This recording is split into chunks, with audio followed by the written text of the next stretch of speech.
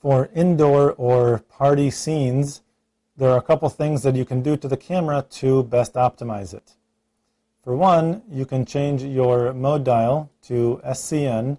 Like most scenes, the scene mode does have a party or even a candlelight scene.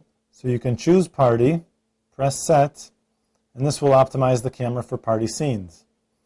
Now, you don't have control over white balance. I can use the flash, and I would recommend doing so. Just pop the flash, and by default the flash is set to slow synchro, which is fine because you want to get some of that ambient light in. Also, you may want to make sure that your focus is set to the center point.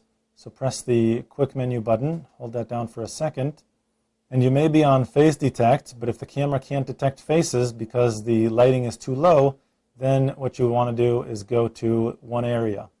With the autofocus mode set to one area, you can press the quick menu button, and you have these brackets in the center which allow you to focus on the subject's face, press the shutter button halfway, and then recompose the image.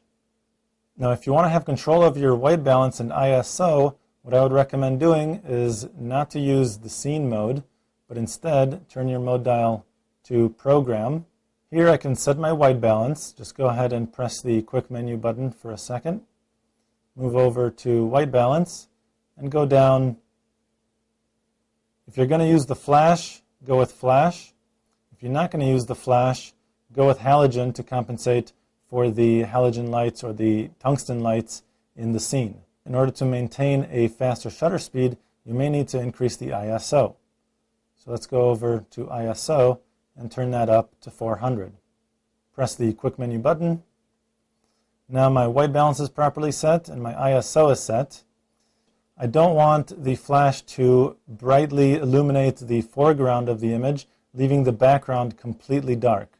So leave your ISO high even if you use the flash, and press the up navigation button or the exposure compensation button 3 times to get to the flash exposure value.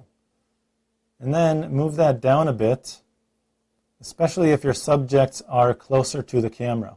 You don't want to have the subject come out too bright. If the subject is farther away, or if you're taking a picture of a long table with people, then you may want to increase the power of the flash. But in this case, we're pretty close to the subject. We want to get them well lit, but we also want to leave the shutter open long enough to expose for the ambient light. Go ahead and press set. Now my flash is not going to be too powerful.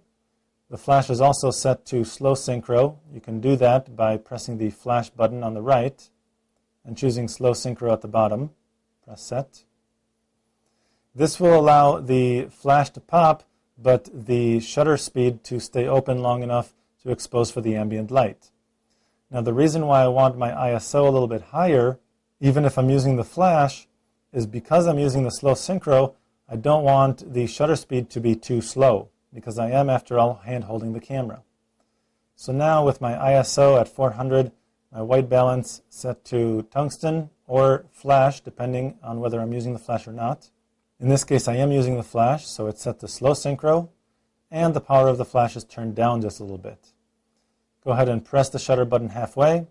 Remember, focus on your target, then recompose the image, and press the button the rest of the way to take the picture.